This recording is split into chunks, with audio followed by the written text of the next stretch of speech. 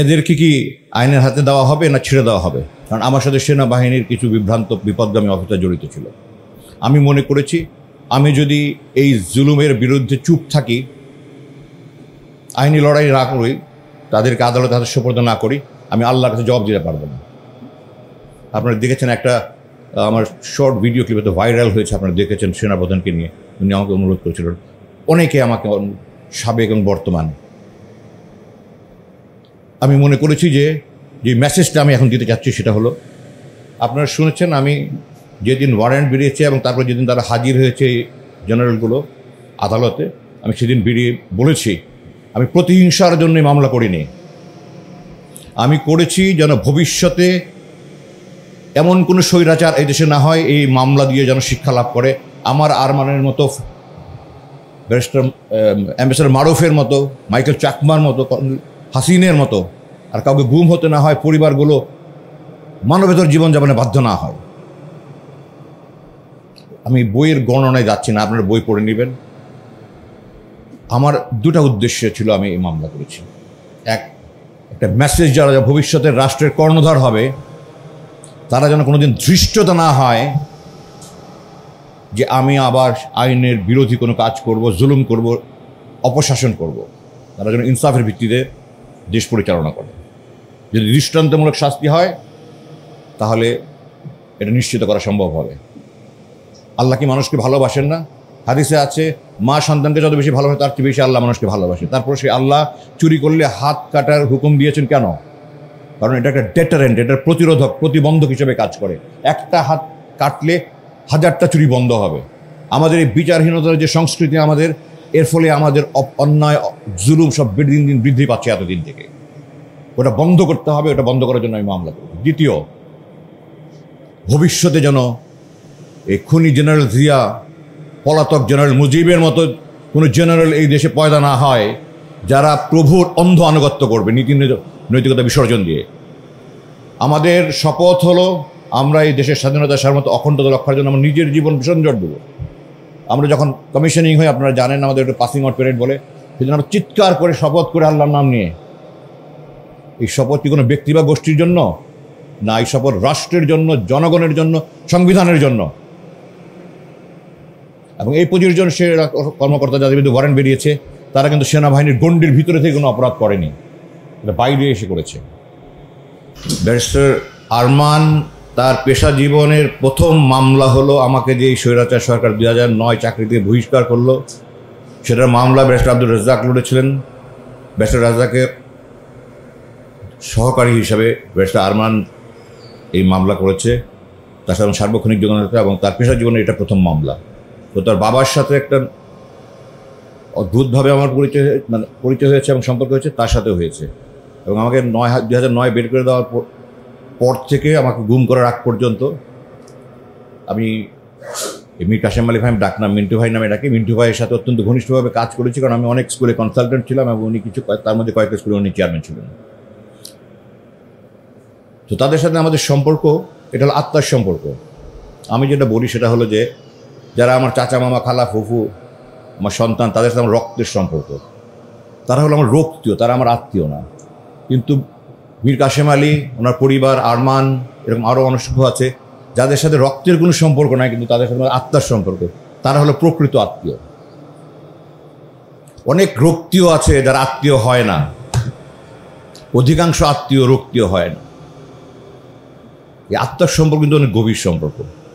এই জন্য আমার অন্য একটা প্রোগ্রাম আছে, আমি ওটা চেঞ্জ করে এসছি এবং অনুরোধ করেছি আমাকে তাড়াতাড়ি ছেড়ে দেওয়ার জন্য। আমি কথা বলে চলে যাব। আমি যেই আইডিয়া নিয়ে কথা বলতে চেয়েছি সেটা হলো জুলাই বিপ্লবটা কী ছিল। 1 নম্বর, এটা ছিল ভারতীয় আধিপত্যবাদ বিরোধী একটা বিস্ফোরণ।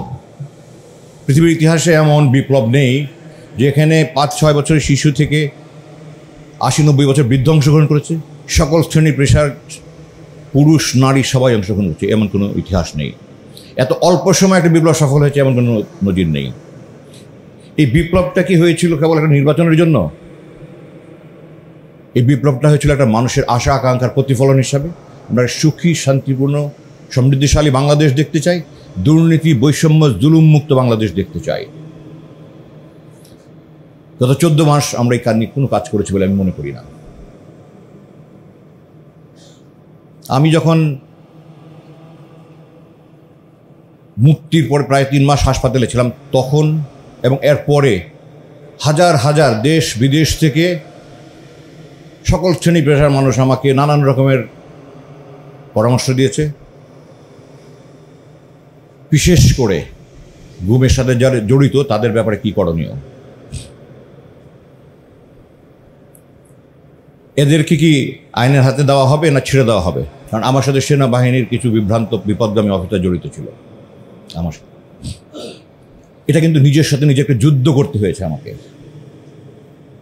কারণ আমার প্রতিটি শিরা উপশিরা অনুপরমাণু রক্তবিন্দু লোমকূপ একজন সৈনিক, দেশপ্রেমিক সৈনিক, জীবন উৎসর্গ করা সৈনিক।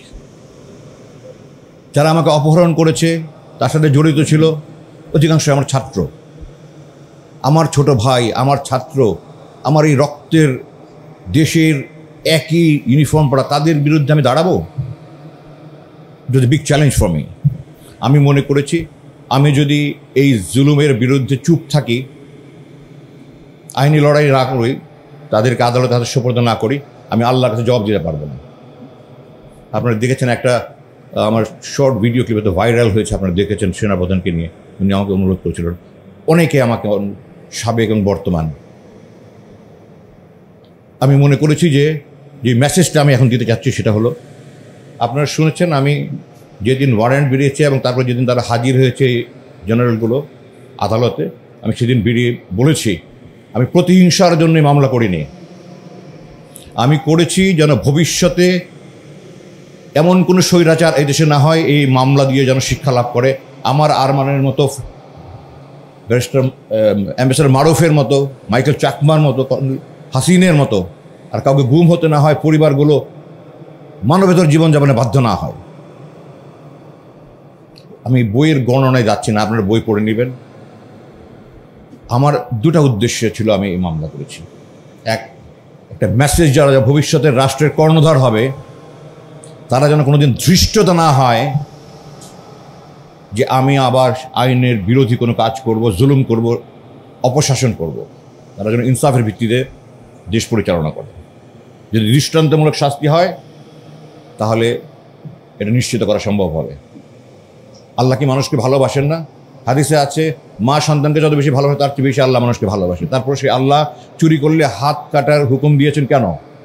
কারণ এটা একটা ডেটারেন্ট, এটার প্রতিরোধক, প্রতিবন্ধক হিসেবে কাজ করে।